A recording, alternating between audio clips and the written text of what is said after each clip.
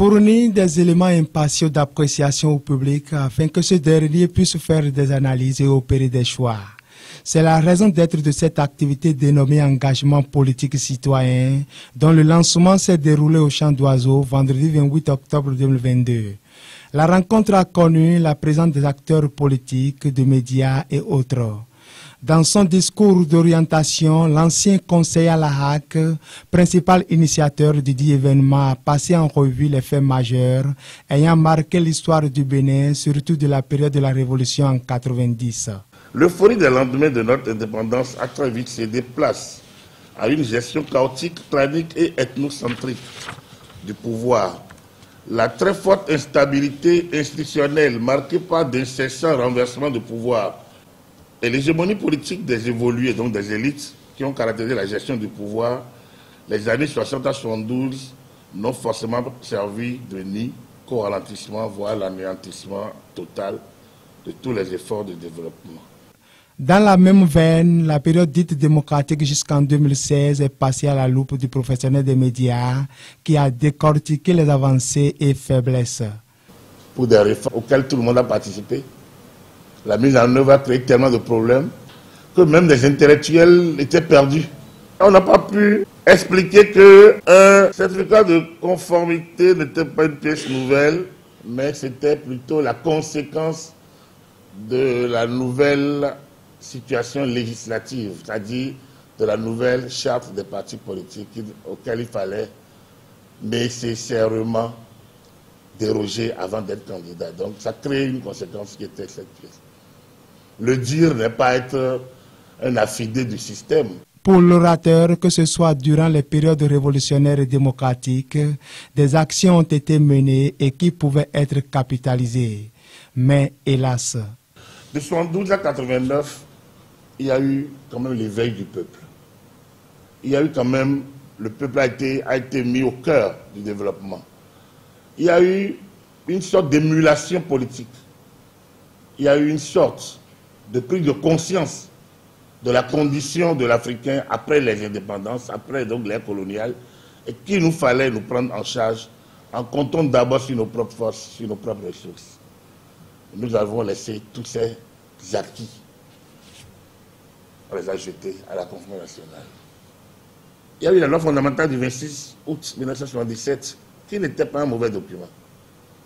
Lorsqu'on extrait la partie, le parti dirige l'État, qui était l'option du régime, tout le reste était des choses qu'on aurait dû capitaliser, enseigner, garder comme peut-être des vestiges dont on peut se servir de temps à autre pour calibrer par-ci, réguler par-là.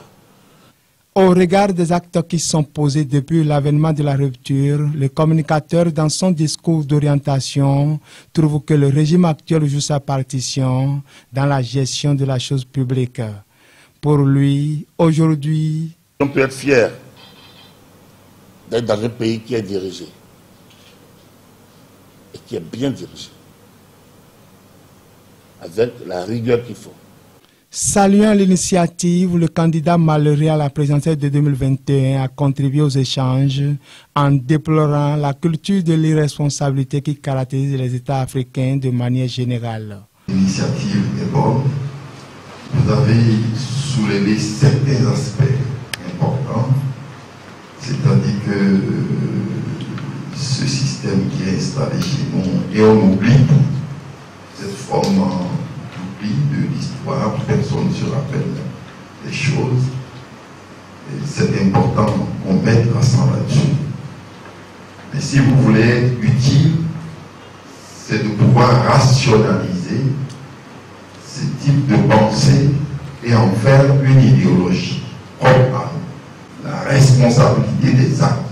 Et c'est ça que moi je pense que nous devons prendre en compte et que vous devez prendre en compte dans le travail que vous voulez faire pour l'Afrique perspective 100.